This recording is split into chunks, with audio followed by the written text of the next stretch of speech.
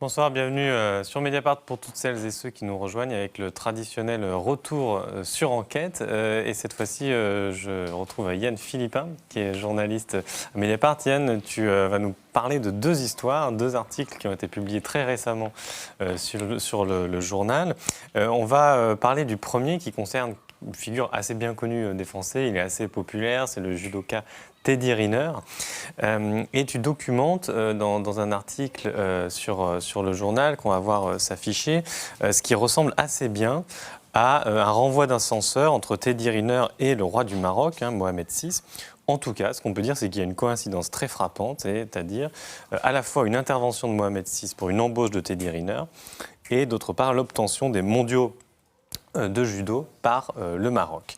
Alors, on va commencer par la première partie de l'histoire et le contrat assez incroyable qui a été contracté par Teddy Riner avec la section judo du PSG. Est-ce que tu peux nous expliquer pourquoi ce contrat est à ce point atypique? Dans l'article, tu emploies le mot de mécénat. Tout à fait. Alors déjà, il faut savoir que Teddy Riner, avant, il avait un autre parrain qui était un certain Patrick Balkany, donc, qui est jugé en plein procès en ce moment pour corruption, qui lui avait octroyé un salaire de 30 000 € par mois. Alors ça peut sembler peu, notamment comparé aux grandes stars du foot qui sont payées des millions par an, mais il faut savoir que dans le judo, c'est une somme vraiment considérable. Et il se trouve que Patrick Balkany, notamment à cause de ses affaires, lâche Teddy Riner, lui dit qu'il n'en veut plus dans le club de Levallois. Et du coup, Teddy Riner est embauché au PSG. Et ce qui est frappant, c'est qu'il est embauché à un salaire encore plus élevé, donc de 40 000 € par mois, qui est extrêmement élevé dans le monde du judo, même si Teddy Riner est un très grand athlète. Et ce qui est frappant dans ce contrat, c'est d'une part... C'est peut-être le judoka français le mieux payé, on peut le dire. De très loin. De très loin. Sinon, pour les autres, on est à quelques milliers d'euros tout au plus. D'accord. Voilà. Ce qui est frappant, c'est que non seulement le PSG augmente son salaire, alors qu'on pouvait se dire que Teddy Riner n'était pas forcément en position de force, vu qu'il avait été un petit peu mis dehors par Patrick Balkany, et d'autre part, le PSG va bâtir un club spécialement pour Teddy Riner, avec tout un budget, des salariés, etc. Et ce qu'on révèle, c'est que le business plan du club, c'est 13 millions d'euros de pertes sur 5 ans, avec des recettes de 0. 0 €. C'est-à-dire que c'est là qu'on est en pleine absurdité, où si vous voulez, jamais une entreprise classique, ce qu'est le PSG ou un club, ne va décider de créer une nouvelle section, en l'occurrence de judo, pour avoir 13 millions de pertes et absolument aucune recette. Je crois que c'est vraiment du jamais vu dans le sport professionnel français. Ouais. Je t'arrête un instant pour un tout petit flashback, c'est que cette section de judo, en fait, elle avait déjà existé, elle n'existait plus et là, elle a été recréée, c'est bien ça? Tout à fait. Elle avait existé pendant 10 ans, du début des années 90 jusqu'au début des années 2000. C'est d'ailleurs là que Teddy Riner, qui avait alors 5 ans, a fait ses premières armes. Il y a eu aussi des champions comme Jamel Bourras, comme David Douillet, qui est aujourd'hui le conseiller sportif de l'émir du Qatar. Donc vous voyez, le monde est petit. Voilà. Mais sauf que le PSG n'avait en réalité aucune raison ni aucune envie de recréer cette section judo qui avait disparu il y a plus de 15 ans. Et ce qu'on révèle, c'est que, en fait, c'est suite à un contact entre Mohamed VI, qui est un grand ami de Teddy Riner, et l'émir du Qatar, que l'émir du Qatar a donné instruction au PSG de créer cette section judo de toutes pièces, en fait, de la recréer, pour pouvoir embêcher Teddy Riner à ce salaire très confortable. Donc clairement, le roi du Maroc, dont on va développer ça tout à l'heure, mais qui a des relations assez privilégiées avec Teddy Riner, qu'est-ce qu'il a fait? Il a dit, ou il a pris son téléphone, je ne sais pas, il a dit à l'émir du Qatar, ce serait bien de financer à perte, comme ça, une section. Alors, à perte, non. Puis de toute façon, il sait que le Qatar a des moyens quasiment illimités. Mais c'était quelque chose du genre, voilà, Teddy Riner a des difficultés, il a plus de club parce que Levallois-Perret ne veut plus de lui. Voilà, si un geste pouvait être fait, ce serait bien. D'accord. Riner dit qu'il n'a rien demandé au roi, il ne lui a pas demandé d'intervenir pour se faire embaucher. Est-ce que cette ligne-là te semble crédible? C'est difficile à dire, vous voyez. Ce qu'a dit, c'est sa parole. Ce que se sont dit ou pas Teddy Riner et le roi Mohamed VI, c'est quelque chose qui leur appartient. Ce qui est sûr, c'est qu'il y a eu cette intervention de Mohamed VI et que par la suite, le PSG est obligé en fait de créer une section judo pour accueillir Teddy Riner avec un business plan totalement délirant, donc avec 0 recette sur 5 ans. 0 recette.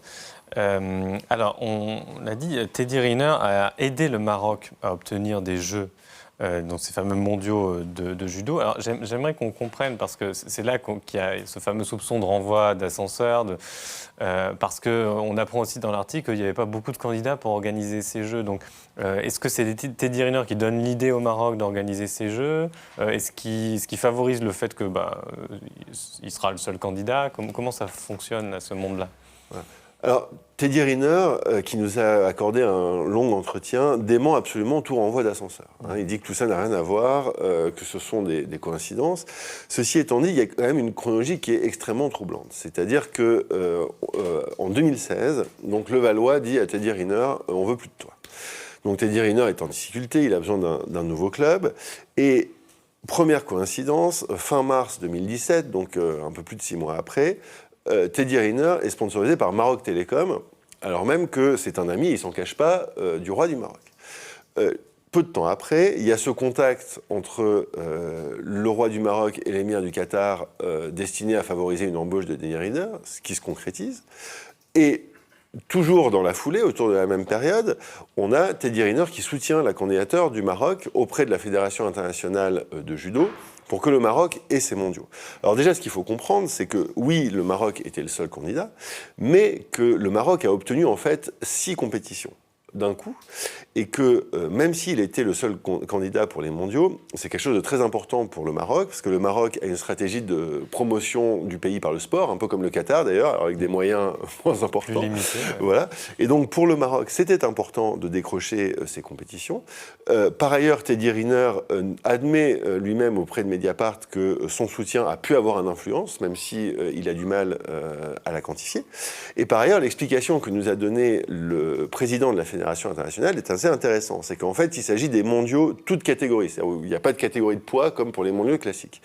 Et il nous a dit que ces mondiaux, en fait, ils sont organisés assez irrégulièrement, contrairement aux mondiaux classiques avec les catégories de poids qui ont lieu, voilà, régulièrement. Ça faisait 7 ans qu'ils n'avaient pas été organisés et il nous a dit les pays ne se bousculent pas trop pour les organiser parce que notamment, ça compte pas pour la qualification aux Jeux Olympiques, donc ça intéresse moins les judokas d'y aller, etc. Et ce que nous répond le président de la fédération, c'est que suite au fait que Teddy Riner a indiqué qu'il y participerait, donc Teddy Riner, c'est le champion de judo le plus titré de tous les temps. Ouais. Il combat assez peu, donc quand il va quelque part, c'est toujours un gros événement dans le monde du judo. Et donc, suite à cette décision de Teddy Riner d'y aller, tout d'un coup, le Maroc s'est fait manifester en disant « ça nous intéresse », en sachant que c'est l'ambassadeur de Maroc Télécom, un ami du roi, etc. Donc on voit qu'on a toute une conjonction d'intérêts croisés qui est quand même assez troublante, même si, rappelons-le, Teddy Riner dit qu'il n'y a eu aucun renvoi d'ascenseur et que voilà, tout cela relève des coïncidences et qu'en tout cas, il n'a jamais demandé au roi ni d'être embauché au PSG, ni d'être sponsorisé par Maroc Télécom. Alors, quand on lit l'article vers la fin, le contrat avec le PSG est encore plus détaillé. On se dit que vraiment, non seulement, il n'y a pas de recettes, mais en plus de ça, ils ont vraiment très très peu d'avantages. C'est-à-dire que Teddy Riner reçoit aussi beaucoup d'argent par ses sponsors et que le club qui l'héberge, qui le fait vivre avec un salaire régulier, n'en profite quasiment pas. En fait. Oui.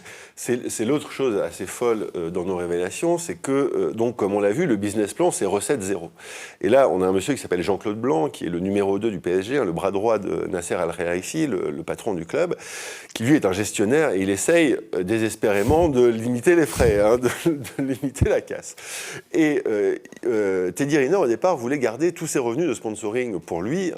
Pour mémoire, le chiffre d'affaires de sa principale société qui touche l'argent de ses sponsors, c'est plus de 4 millions d'euros par an, donc c'est beaucoup d'argent. Teddy Riner est un sportif très populaire et donc qui a des sponsors, ce qui est, ceci dit, tout à fait normal. Mais le PSG dit, voilà, vu le salaire qu'on te donne, ce serait bien qu'on bénéficie aussi un petit peu de ton image. Et là, il y a un deal qui est conclu, c'est que Riner dit, OK, on ne touche pas à mes sponsors personnels, ceux que j'ai déjà, mais par contre, dans tous les domaines où je n'ai pas encore de sponsor, je m'interdis d'en chercher tout seul, et je ne vendrai qu'on image qu'associée à celle du PSG. Et à ce moment-là, on partage les recettes à 50-50. Et ça aurait dû générer un petit peu d'argent pour couvrir une partie des pertes du PSG Judo. Mais là, il y a un coup de théâtre qui se passe. C'est que en décembre 2018, Teddy Riner signe un contrat de sponsoring avec Ford, qui est sans y associer le PSG, donc où il garde tout l'argent alors qu'il avait promis de le partager, dans un secteur de l'automobile où il avait justement promis de partager l'argent. Et en plus, il avait une clause dans son contrat qui lui interdisait de signer avec un sponsor concurrent du PSG. Et 4 mois plus tôt, le PSG avait signé avec Renault. Donc vous voyez, c'est un peu une trahison à tous les étages, où il fait le business tout seul, il ne partage pas l'argent, et en plus avec un sponsor concurrent de celui du club. Et ce qui est troublant, et qu'on peut peut-être mettre en relation avec les conditions de son embauche qu'on a vues précédemment, c'est qu'il n'a aucune sanction. C'est-à-dire qu'il est quand même convoqué par les dirigeants du club, ils lui disent « bon, allez, ça va pour cette fois, c'est pas grave, on passe l'éponge. » Il répond quoi, ça, quand tu lui poses la question Il dit que les négociations avec Ford avaient commencé avant que le PSG signe avec Renault.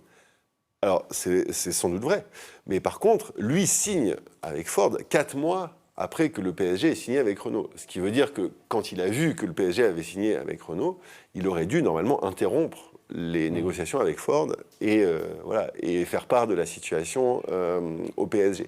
Et c'est assez troublant parce que on se souvient au niveau du foot que Kylian Mbappé avait été sanctionné par le PSG simplement pour être arrivé en retard à un entraînement.